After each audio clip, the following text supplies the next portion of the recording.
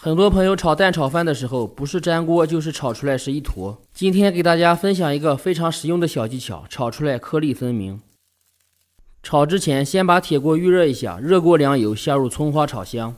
米饭最好是用生米饭或者是隔夜饭。下锅以后先打散，再慢慢的炒热。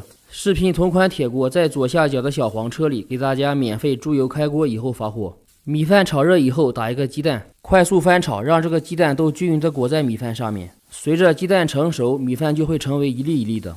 用铁锅炒菜炒饭可以激发出食材本身的香味。接着下入焯好水的虾仁、青豆和胡萝卜，调味只需要加一点盐。而且咱们这个铁锅是无涂层的锻打铁锅，让您和家人用着更放心。每一口铁锅都经过高温烤蓝、精盐打磨、涂抹猪油等步骤。不管是炒菜、炒饭、炒肉、炒米粉、煎鱼、煎鸡蛋，收到货按照咱们的使用说明书操作，都不会粘锅和生锈。视频都看到这里了，麻烦动动您发财的小手，点赞支持一下吧，非常感谢。这样炒的米饭孩子特别喜欢吃。